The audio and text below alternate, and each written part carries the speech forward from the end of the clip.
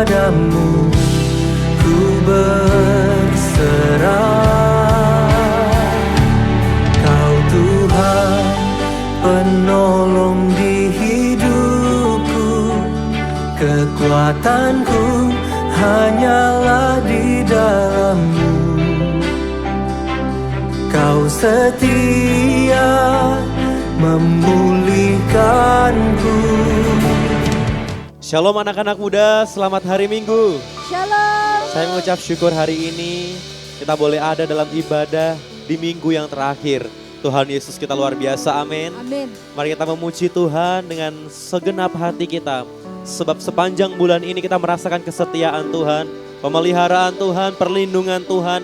Maka Tuhan luputkan kita dari segala yang buruk dan memberikan semua anugerahnya bagi setiap kita. Terpujilah Tuhan. Mari datang ke hadiratnya, kita ambil waktu ini untuk kita menyenangkan hati Tuhan lewat pujian dan penyembahan setiap kita. Mari kita berdoa. Bapak terima kasih untuk hari ini Tuhan. Kami tahu bahwa tanpa Tuhan kami tidak dapat melalui hari-hari kami. Bahkan kami boleh ada di minggu terakhir di bulan ini Tuhan. Terima kasih Tuhan Yesus. Hari demi hari, minggu demi minggu, bahkan bulan demi bulan, Tuhan menyertai kami. Oleh sebab itu Tuhan kami mau katakan, Engkau Allah yang setia, Engkau Allah yang baik, yang tidak pernah meninggalkan perbuatan tangannya dalam hidup kami. Biar setiap nyanyian kami menyenangkan Engkau. Terima kasih Tuhan.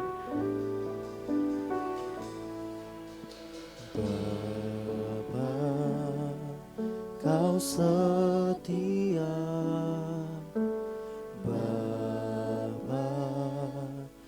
Kau mulia, tenanglah jiwaku, aman bersamamu. Lebih dari harta,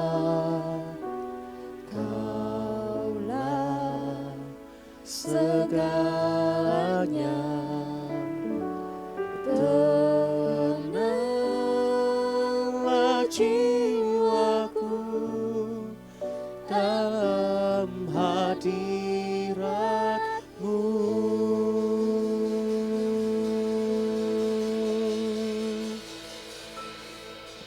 Kau tunjukkan kasih setiamu, Kau menyediakan yang ku perlu. Kau setia, Kau mulia, dulu, sekarang, dan selamanya. Kau tunjukkan kasih setiamu, Kau menyediakan yang ku perlu. Kau setia, Kau mulia, Bapa Kau setia.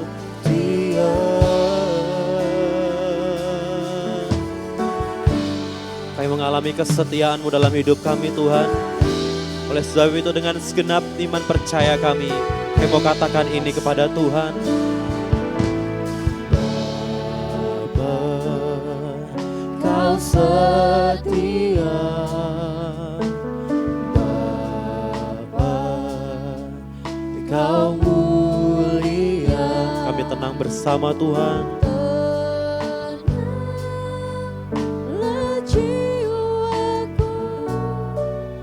Aman bersama-Mu, lebih dari segalanya.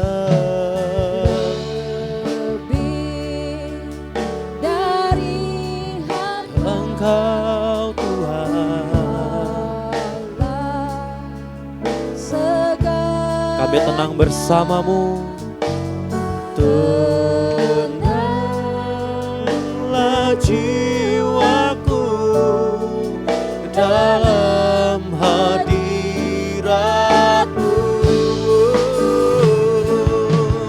Kau tunjukkan kasih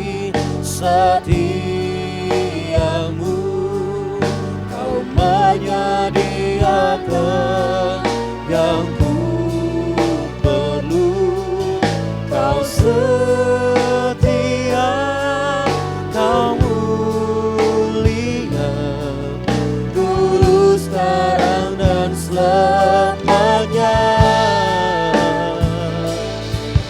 Kau tunjukkan kasih setiamu.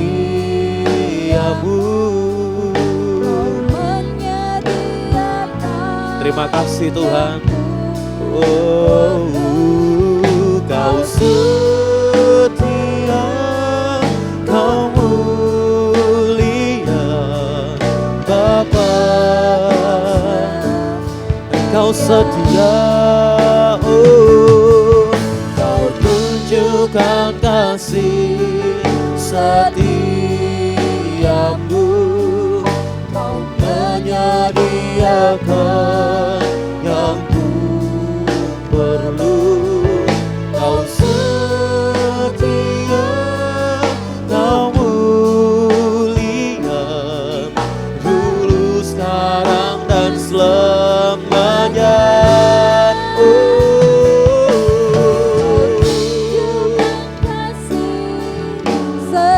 Kasih setiamu nyata. Ini ucapan syukur kami. Thank you Jesus. Kau setia, Kau mulia Bapa. Kau setia. Sebab kami punya Tuhan yang tidak pernah meninggalkan kami. Sebab kami punya Tuhan yang memelihara hidup kami. Amin. Sebab kami punya Tuhan yang menyediakan apa yang kami perlukan. Yes. Oleh sebab itu kami tidak mau khawatir ya Tuhan. Kami tidak mau ragu bahwa kesetiaan Tuhan tetap bagi setiap kami saat ini Tuhan. Kami mau dikuatkan lagi bahwa kami punya Allah yang setia. Tuhan Yesus setia. Mari jemaat Tuhan. Mari jemaat Tuhan kita renungkan kebaikan Tuhan. Kita renungkan kesetiaan Tuhan dalam hidup kita. Dan mari kita bermazmur katakan, Yesus Engkau setia dalam hidup kami. Dan kami mau menjadi setia dalam mengiring Engkau seumur hidup kami Tuhan.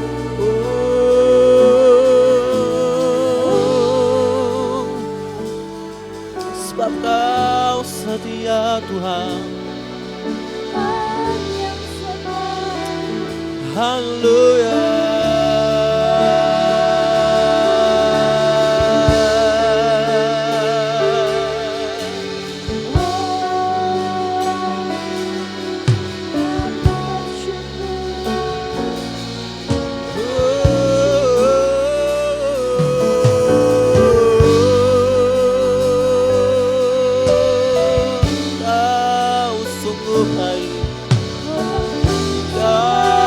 Sangat baik selamanya. Tak pernah meninggalkan, tak pernah membiarkan kami sendiri. Kau setia.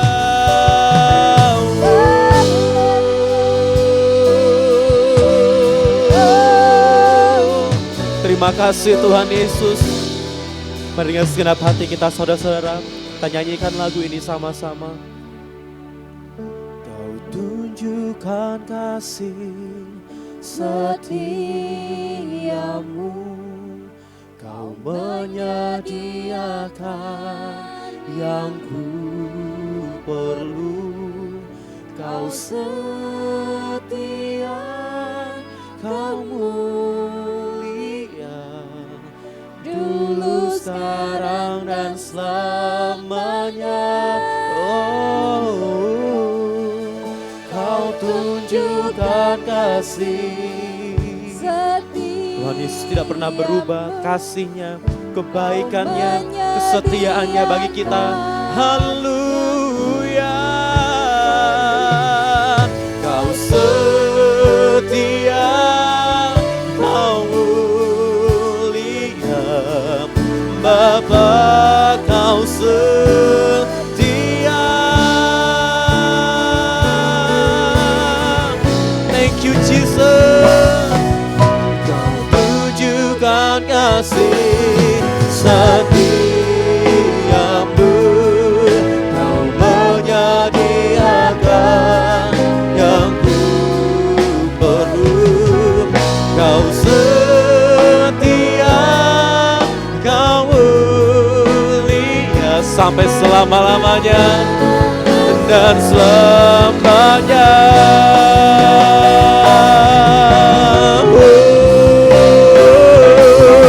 Kau tunjukkan kasih setiamu, kau menyediakan yang ku perlu. Setia kau mulia, Bapa kau setia. Kau tunjukkan kasih setiamu. Tuhan, cukupkan segala keperluan kami. Kau setia, kau mulia, dulu, sekarang, dan selamanya.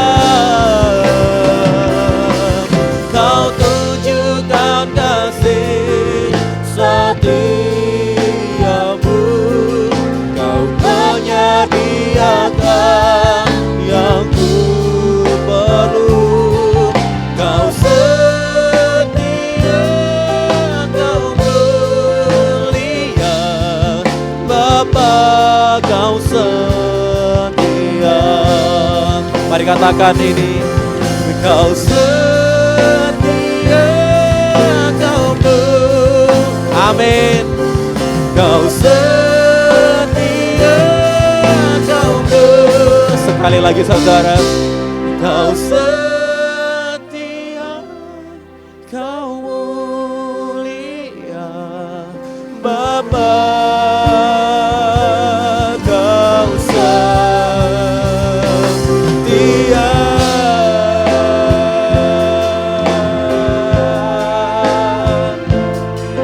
Terima kasih untuk kesetiaan-Mu Tuhan.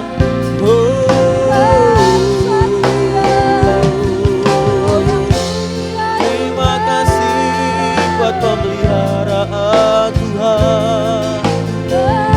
Tepat pada waktumu Kau tolong kami. Syukur kepadamu, segala pujian kami bagi Engkau Allah yang setia, Allah yang mulia, Allah yang berkuasa dan ajaib. Dia selalu ada bersama kami.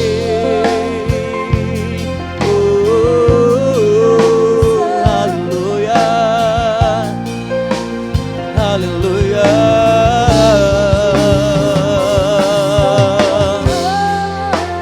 Biar dengan mulut kita memuji Tuhan, dan dengan hati kita menyembah Tuhan.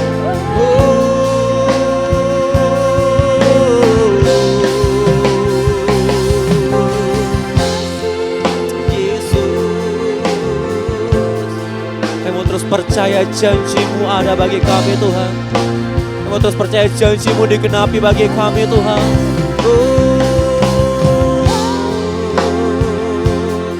Engkau beserta, Engkau berkarya dalam kami. Haleluya.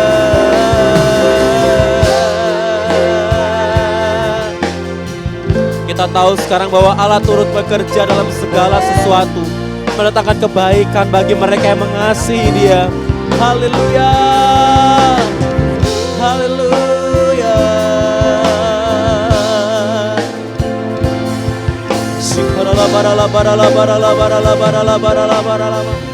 Ya Tuhan, sebab kami adalah orang-orang yang termasuk orang pilihan Tuhan. Orang yang Tuhan sudah panggil untuk menerima karya yang luar biasa. Sebab itu Tuhan Yesus, biarlah kami terus percaya Engkau tidak pernah meninggalkan kami. Sekali-kali pun Engkau tidak pernah meninggalkan kami Tuhan. Terima kasih Yesus. Sebab itu segala pujian kami hanya bagi Engkau sampai selama-lamanya. Mari jemaat Tuhan, angkat tangan kita dan kita mau katakan, segala pujian syukur bagimu Kau hadir dalam hidupku. Kini ku datang sujud di hadapanmu, memujimu, menyembahmu. Yesus, ku menyembahmu. Segala pujian, syukur bagimu. hanya bagi Tuhan Yesus kami yang baik. Kau hadir dalam hidupku. Kini ku datang sujud di hadapanmu, memujimu, menyembahmu. Yesus, segala pujian hanya bagimu. Segala pujian, sebab kami tidak dapat membalas kebaikan Tuhan. Kau hadir dalam hidupku. Kini ku datang sujud di hadapanmu, memujimu, menyembahmu. Yesus, kami sembah Engkau selamanya. Segala pujian, syukur bagimu. Kau hadir dalam hidupku. Kini ku datang sujud di hadapanmu, memujimu, menyembahmu. Yesus, mari lebih lagi kita sembah Tuhan. Segala pujian, segala pujian, syukur bagimu. Kau hadir, amin, dalam segala keadaan. Kini ku datang sujud di hadapanmu, memujimu, menyembahmu. Yesus, ku menyembahmu. Ini pujian kami. Sebab itu ku memujimu, Engkau Allahku. Mulutku kan selalu pujimu, dan angkat tangan sembahmu, tinggikan namamu. Yesus, kemuliaan bagimu. Sebab itu ku memujimu, Engkau, katakan, mulutku kan selalu pujimu, dan angkat tangan sembahmu, tinggikan namamu.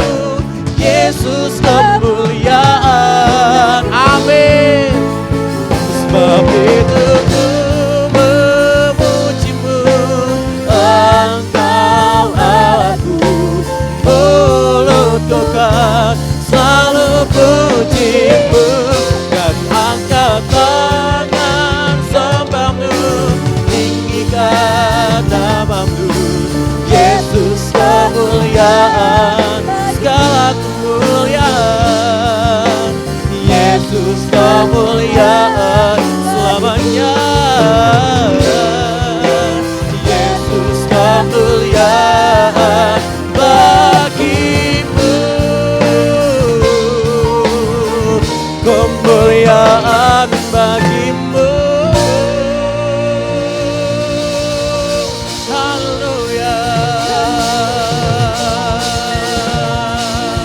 Haleluya.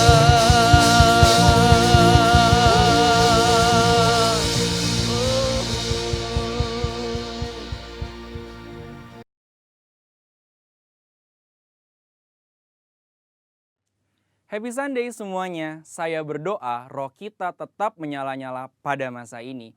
Edisi Voice of Pentecost kali ini akan membahas mengenai generasi Yeremia, generasi akhir zaman. Mungkin banyak dari kita yang masih asing atau mempertanyakan istilah ini. Apa sih generasi Yeremia?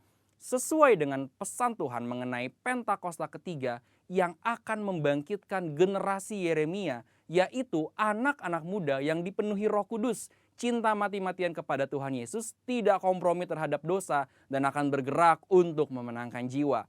Maka dari itu, hari ini mari kita lihat apa yang Alkitab katakan tentang generasi Yeremia, generasi akhir zaman. Apabila kita membaca kitab Yeremia dan kehidupan Yeremia, kita mengetahui bahwa Yeremia dipanggil sejak masa mudanya. Di dalam Alkitab biasanya seseorang yang dipanggil sejak masa mudanya memiliki kekhususan yang penting. Mereka memainkan peran penting yang menjadi titik balik rencana Allah bagi umatnya. Kita juga dapat menemukan bahwa kehidupan dan pelayanan Yeremia memiliki korelasi dengan anak-anak muda yang sedang melayani Tuhan pada masa ini. Yang pertama, Yeremia hidup dan melayani dalam zaman yang unik, di mana bangsa Yehuda akan memasuki satu era yang baru. Pemahaman-pemahaman dan cara hidup mereka yang lama kini harus diperbaharui. Yeremia hidup mengikuti tuntunan dan pesan Tuhan sehingga dapat memasuki era baru ini. Yeremia juga hidup di zaman lunturnya pengenalan akan Tuhan, di mana orang-orang tetap beribadah seperti biasa secara formalitas. Mereka datang beribadah kepada Tuhan, tetapi tidak menunjukkan pertobatan dan perubahan hidup. Apabila kita melihat hari ini, ada berapa banyak orang Kristen yang beribadah tetapi hatinya menjauh dari Tuhan. Maka dari itu, generasi Yeremia adalah generasi yang siap memasuki era baru dengan cara penuh Roh Kudus dan menyuarakan pertobatan besar-besaran. Yang kedua, Yeremia dipanggil kepada gaya hidup penyangkalan diri yang radikal. Dalam Yeremia 1 ayat 17-18, Tuhan meminta Yeremia tidak gentar menyuarakan hal yang bertentangan dengan dosa dan pelanggaran. Yeremia sangat banyak menyangkal dirinya. Ia bahkan diminta untuk tidak menikah, mengingat bangsanya akan memasuki keadaan darurat. Hal ini bukan berarti semua generasi Yeremia dipanggil untuk tidak menikah. Tetapi ini menjadi contoh betapa sungguh-sungguhnya generasi Yeremia harus menyangkal dirinya. Hari-hari ini kita juga sedang memasuki keadaan darurat akibat dari merebaknya COVID-19 dan krisis ekonomi yang mempengaruhi seluruh dunia. Mungkin keadaan darurat hari ini menjadi tanda bangkitnya generasi Yeremia. Maka generasi Yeremia adalah generasi yang siap menyangkal dirinya bagi rencana Tuhan dalam banyak hal. Generasi yang cinta mati-matian kepada Tuhan Yesus dan akan melayani Indonesia seperti yang belum pernah terjadi sebelumnya. Yang ketiga, Yeremia mendapatkan pesan mengenai fase selanjutnya dari rencana Tuhan. Yeremia 31 ayat 33-34 mengatakan, "Tetapi beginilah perjanjian yang kuadakan dengan kaum Israel sesudah waktu itu. Demikianlah firman Tuhan. Aku akan menaruh Tauratku dalam batin mereka dan menuliskannya dalam hati mereka. Maka aku akan menjadi Allah mereka dan mereka akan menjadi umatku.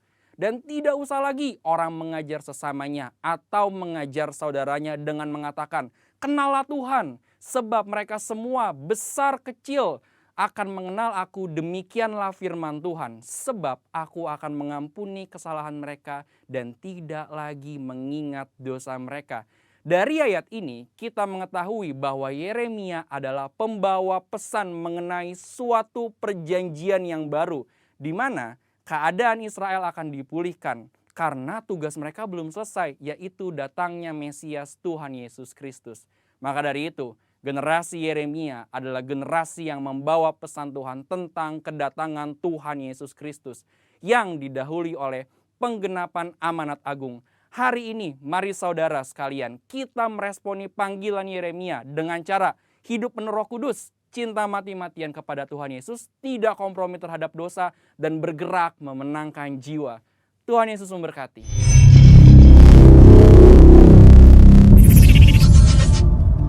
Shalom, jemaat yang dikasih Tuhan.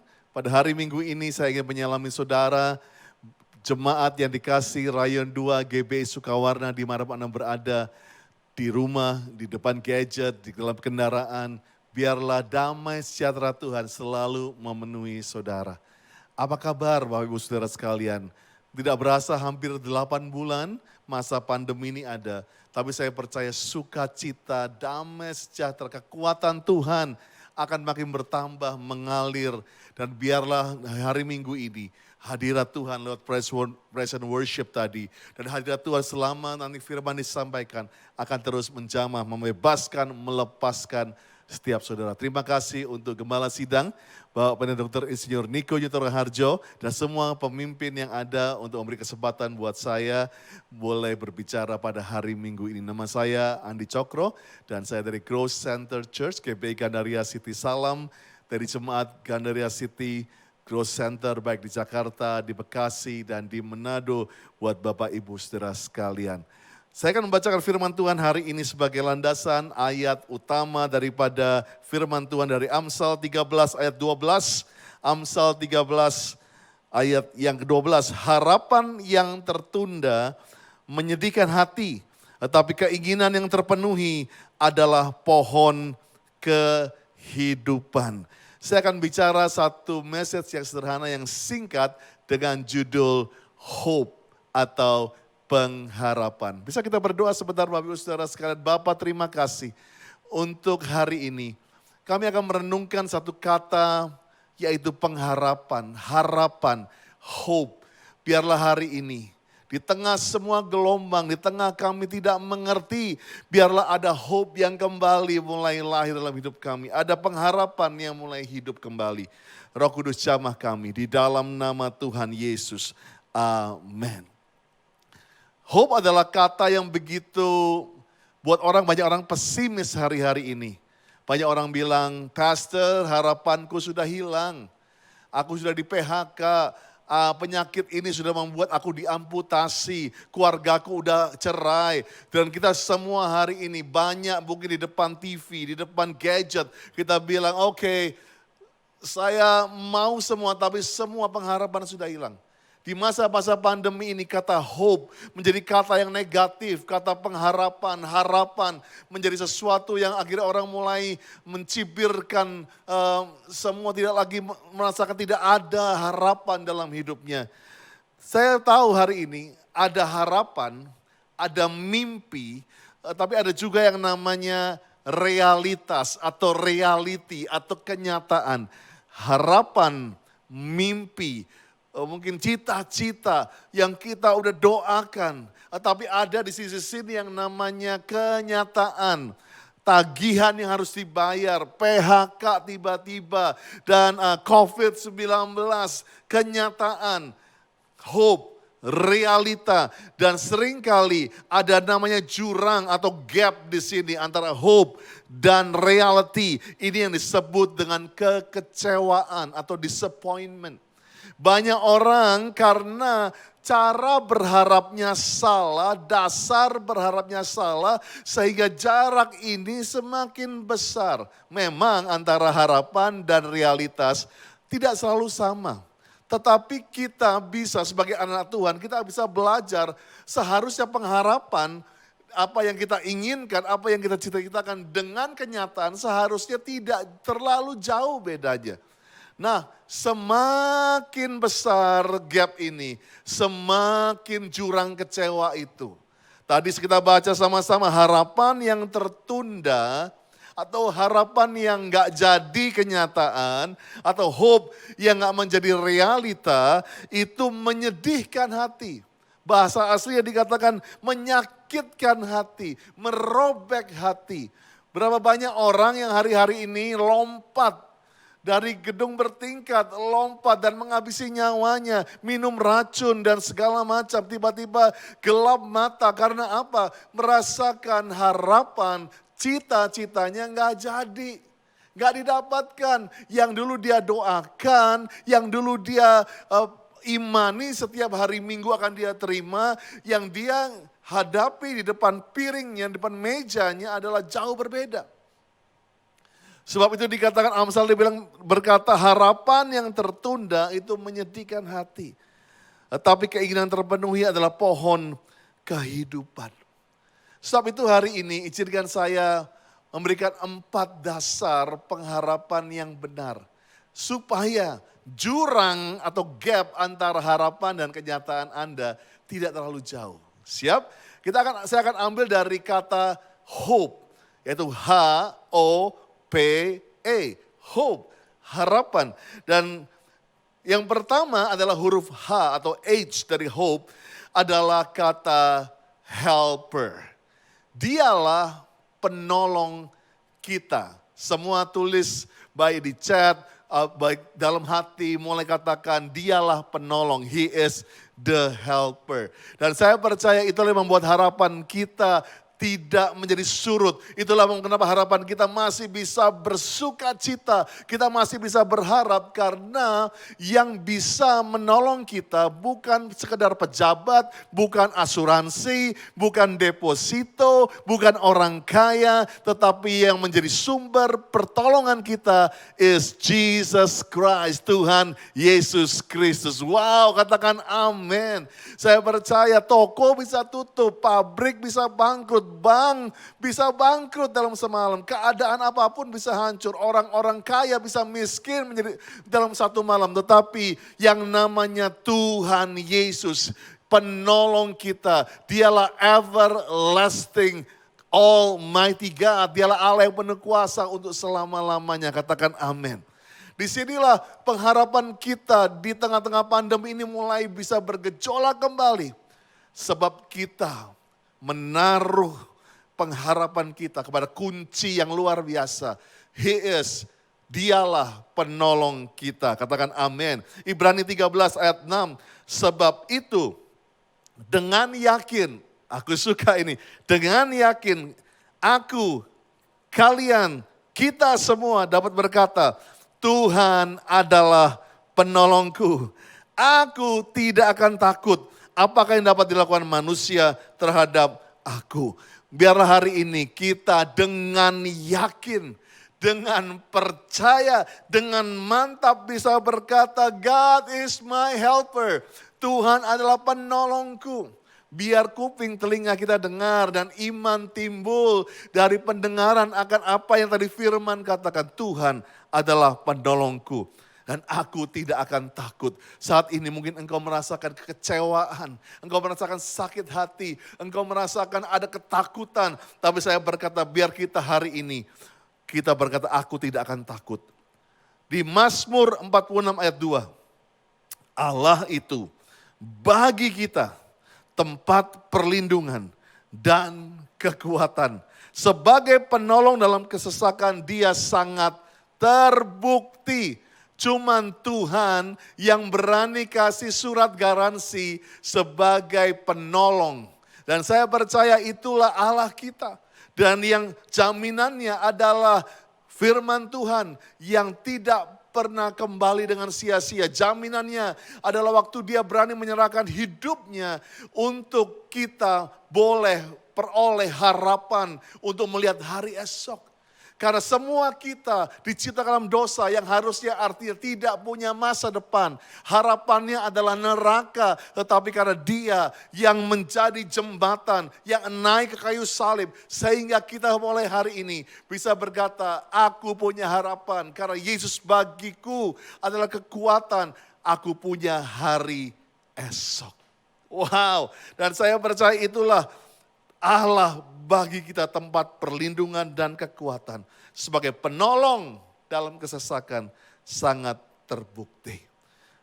Mazmur 121 ayat 1 sampai 3. Aku melayangkan mataku ke gunung-gunung. Dari manakah akan datangnya pertolonganku?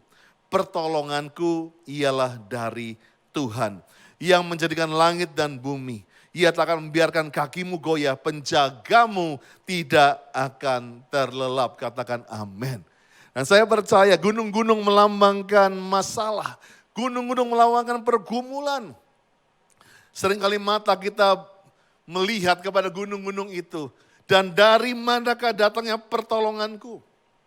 Sering kita berharap adanya keajaiban. Tapi biarlah hari ini dengan mantap kita berkata, pertolonganku ialah dari Tuhan yang menjadikan langit dan bumi. That's point number one. Itulah poin nomor satu. Dasar yang benar dari hope, dari pengharapan kita adalah huruf H. He is the helper. Amin. Siap nomor dua. Nomor dua adalah huruf O. Dan saya berkatakan ini. Huruf O adalah berkata, kita, we are not, sekali, not orphan. Kita bukan yatim piatu. Dan saya percaya inilah seringkali kita dalam masa pandemi ini, kita merasakan mungkin kita bukan yatim piatu. Kita masih punya orang tua, tapi kita punya orphan spirit. Serta anak sulung yang di kisah anak yang hilang. Anak sulung itu ada di rumah. Ada bapaknya tetapi dia punya orphan spirit. Saya gak ngomong ini bagi saudara yang mungkin yatim piatu, gak punya ayah ibu. Wah ini aku, enggak. Kita punya ayah ibu lengkap. Kita punya semuanya tapi kita punya orphan spirit. Kita seringkali merasakan gak punya bapak. Gak disayang. Banyak yang bilang aku ini anak tirinya Tuhan kali ya. Aku ini kayaknya dibedakan dengan yang lain. Yang sana dijawab, yang sini dijawab. Aku hopeless. Aku gak punya pengharapan. Tapi saya percaya seringkali yang disebut orphan spirit itu apa? Seringkali kalau buat anak-anak yatim piatu yang di panti asuhan. Maaf. Yatim piatu di panti asuhan. Yang pertama tuh mereka merasakan fatherless, insecure. Cemburuan, envy, kau dikasih mainan. Kalau mau diambil itu ngegerem. Rasanya menjadi posesif. Mungkin dalam kehidupanmu hari-hari ini. Engkau mengalami orphan spirit. Engkau merasakan pengharapanmu ada pada hartamu. Pengharapanmu ada pada semua yang kamu lihat selama ini. Waktu semuanya hilang satu persatu. Engkau mulai merasakan aku gak punya bapak. Tapi hari ini. Saya katakan pengharapan kita kuat karena kita bukan, sekali lagi kita bukan orphan, kita bukan yatim piatu. Katakan amin.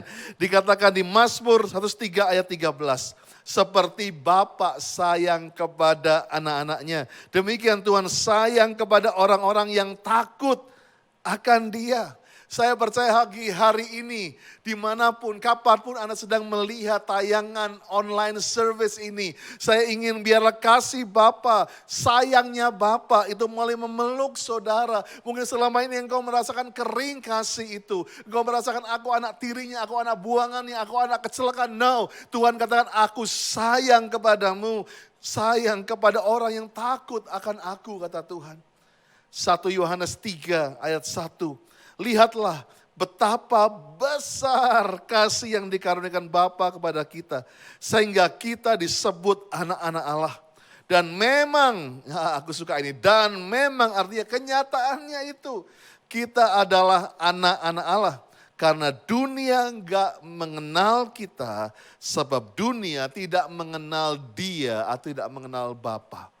Jangan dengarkan suara-suara dari dunia ini yang bilang, percuma, Tuhan benci sama kamu, ngapain jadi Kristen, ngapain kamu nyanyi, ngapain kamu doa, gak ada yang namanya Bapa. Seringkali lihat hari-hari ini pemberontakan, orang-orang yang tiba-tiba menjadi kasar, orang-orang yang menjadi anarkis, karena mereka gak lagi merasakan ada something love, dicintai, mereka ingin membuktikan sesuatu untuk dicintai. Tapi saya ingin katakan hari-hari ini, di tengah pandemi ini, ketahuilah bahwa Tuhan memang mengasihi. Karena engkau dan saya memang adalah anak-anak Allah. Iblis gak bisa cabut ini. Dunia gak bisa cabut ini. In fact, waktu Yesus mati bagi kita. Waktu kita berseru dan mengakui namanya sebagai Tuhan dan Juru Selamat. Memang pada saat itu faktanya kita menjadi anak-anak Allah. Saya ingat waktu Ines, anak saya yang pertama masih bayi. Saya waktu itu coba 1 bulan lebih untuk berani menggendong dia. Dan satu malam saya coba beranikan diri, dia nangis, saya gendong, saya coba dengan tangan yang begitu kaku. Saya gendong dia, gerak sedikit, saya nggak berani gerak. Saya ingat saya baru 1 menit udah kram semua. Saya keringetan karena saya nggak berani gerak, nggak luas begitu. Tetapi saya cuma bilang, pokoknya aku nggak akan buat kamu jatuh. Dia menggeliat dan saya tekap dia, saya mau buat dia convert. Nggak ada pikiran sedikit pun, saya nggak mau gerakkan 1 senti pun tangan saya supaya dia nggak jatuh dan bangun. Tiba-tiba di tengah saya lagi gendong itu. Tuhan suruh nyanyikan lagu yang lama kita nyanyikan. Kau di tanganku, kau di hatiku, di pikiranku, di rencanaku. Tak pernah kau sendiri. Waktu saya nyanyikan pujian itu, tiba-tiba Tuhan berbisik dalam telinga saya. Itulah Tuhan. Tuhan tidak akan biarkan kamu jatuh. Seringkali kita cuma bisa tanya, kenapa Tuhan? Ketahuilah hari ini, Tuhan berkata, I am your father. Akulah bapamu dan kamu bukan orphan. Sehingga kamu bisa punya pengharapan lagi. Katakan haleluya, haleluya, haleluya. Secara cepat, yang ketiga. Tadi bagian 2 yang pertama, itu bagian Tuhan, yes. Tuhan bilang bahwa akulah penolong, yang kedua akulah bapakmu, sehingga kita bukan orphan. Tapi yang ketiga huruf P dari hope adalah kata persistence. Dan ini bagian kita.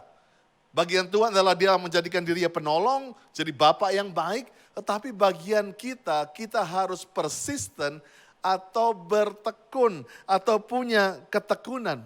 Dan saya percaya jadi Kristen, jadi anak Tuhan itu seperti lari maraton. Yang bukan cuma lari 100 meter, kita harus jaga nafas kita. Harus jaga supaya nggak kram. Harus tahu bagaimana kita bisa menggunakan energi dan waktu dan kecepatan. Sehingga kita bukan hanya di depannya saja on fire, tetapi di tengah-tengah lari on fire, di tengah pandemi on fire, di tengah naik tanjakan masih on fire, di turunan masih on fire. Dan saya percaya itulah kehidupan kita.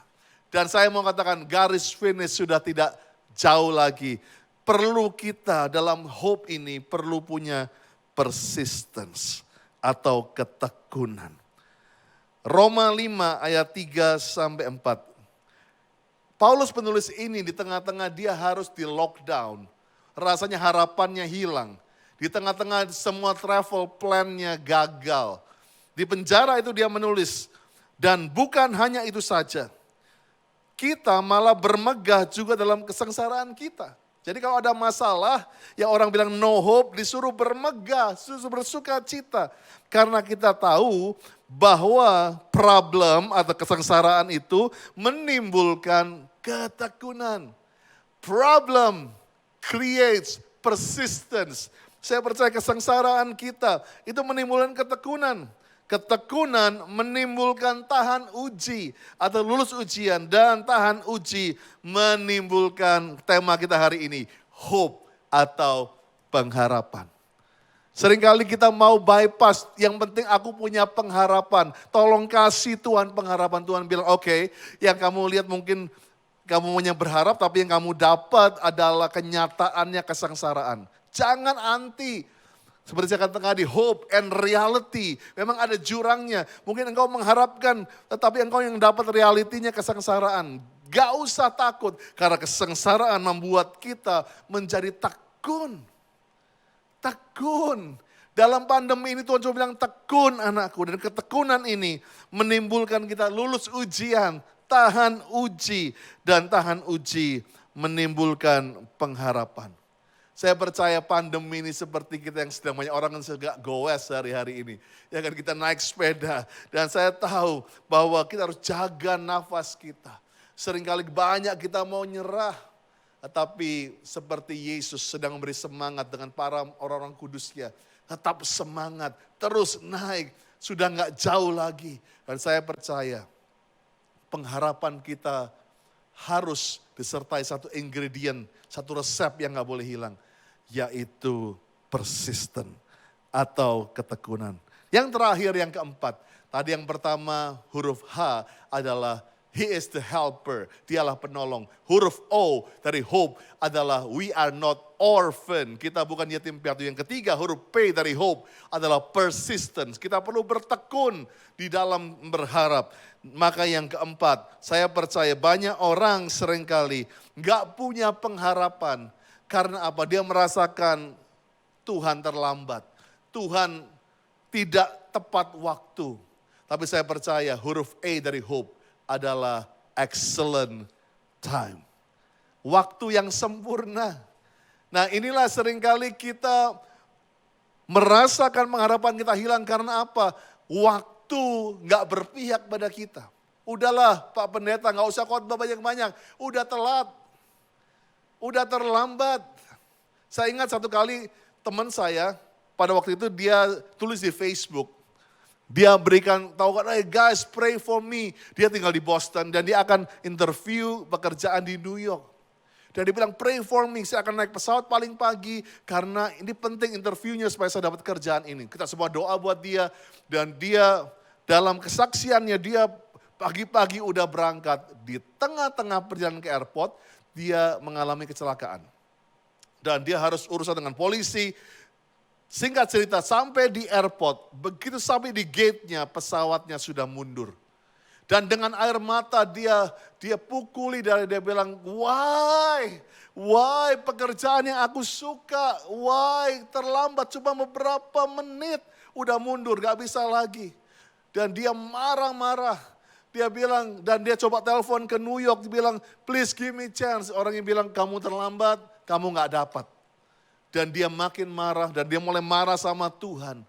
Tapi 1 jam setelah dia tulis di Facebook marah-marah itu. Kesan dan ceritanya mulai berubah. Yang dia bilang terlambat tapi tiba-tiba dia tulis dengan air mata. Karena apa yang terjadi? Pesawat yang dia harusnya tumpangi ke New York adalah pesawat yang menabrak gedung World Trade Center. Yes, 9/11. Sudah tahu ceritanya. Anak ini harusnya ada di pesawat yang nabrak di situ. Tapi dia bilang terlambat. Justru keterlambatan buat waktu Tuhan itu menjadi ketepatan. Menjadi keselamatan. Justru menjadi pengharapan. Dia masih hidup sampai saya khotbah hari ini masih hidup, saudaraku. Dan saudaraku saya percaya mungkin hari ini kita banyak bilang telat Tuhan telat. Kita maunya cepat. Ada sekarang fast food, ya kan, GoFood, Grab. Ya mungkin saya nggak cuman promosi ini merek-merek cepat saji. Tetapi banyak orang nggak pengennya sekarang cepat, telat sedikit ngamuk gitu kan. Karena semua orang tidak mau slow. Ibu-ibu yang sedang nonton ini setuju sama saya, sering kali slow is good. Ada namanya slow cooker. Semakin lama dimasak, semakin empuk, ya kan? Ya, namanya ada slow seringkali cara masak mungkin daging panggang itu harus tepat waktunya. Terlalu cepat, tidak matang di dalamnya. Masak steak harus tahu seringkali slow is good. Nah seringkali kita nggak mau kata slow itu. Tapi saya suka ayat yang mengenai excellent time adalah nggak ada yang lain selain Pengkhotbah 3. You love this. Pengkhotbah 3 ayat 11. Tuhan membuat segala sesuatu indah, sempurna, excellent pada waktunya. Bahkan ia memberikan kekekalan dalam hati mereka. Manusia nggak dapat menyelami pekerjaan lakukan Allah dari awal sampai akhir. Inilah problemnya. Manusia nggak tahu dari awal sampai akhir. Belum akhir sudah bilang terlambat. Belum akhir sudah bilang Tuhan jahat. Belum akhir sudah menyimpulkan buku kehidupanmu. Hari ini engkau belum berakhir jemaat Tuhan. Tuhan masih punya pengharapan. Engkau masih punya pengharapan. Dan saya percaya hari-hari ini Tuhan membuat semua indah, excellent pada waktunya, bukan waktu kita. Seringkali kita maunya waktu kita. Tapi waktu punya 2 kata, saya nggak bisa jelaskan panjang-panjang, yaitu kronos. Waktu adalah waktu saya dan saudara itu sama. Kalau mau ketemu jam 7 pagi, bisa ketemu karena sama waktunya. Tapi waktu Tuhan yang disebut di Pengkhotbah 3 adalah kairos, waktu Tuhan. Yaitu buat saya bisa 1 menit, buat saudara 1 hari, buat berapa kita bisa 10 tahun. Nobody knows. Jadi jangan pernah bilang terlambat atau gak punya pengharapan lagi sebelum kamu tahu excellent time-nya Tuhan. Dan Tuhan membuat semuanya tepat waktu pada waktunya. Marta dan Maria sempat pahit. Dia bilang, coba guru kamu datang. Lazarus tidak mati. Yusuf mungkin di tengah semuanya dia harus delay berapa puluh tahun. Gak jadi pemimpin, masuk di sumur kering, masuk di penjara. Dia bilang terlambat, terlambat. Semua orang-orang yang sukses pernah ngalami terlambat. Tetapi Tuhan selalu tepat waktu. Hari ini pengharapan kita hanya ada pada Tuhan. Bos, saya selesai, tapi hope, pengharapan punya 4 poin. Helper, dialah penolong. Kedua adalah kita bukan orphan, kita bukan yatim piatu. Yang ketiga persistent, kita harus bertekun. Dan ingat, excellent time. Pengharapan kita ada pada waktunya Tuhan. Izinkan saya berdoa saat ini. Bapa, terima kasih. Saat ini hambamu mengimpartasikan urapan untuk bisa berharap kembali. Kami tahu hari ini janjimu seperti fajar di pagi hari. Pengharapan kami kepada Tuhan. Pertolongan kami yang dijamin oleh firman. Dan kami bukan yatim piatu. Dan kami akan berjanji untuk bertekun setia sampai akhir. Dan kami tahu Tuhan, Tuhan membuat semua indah pada waktunya.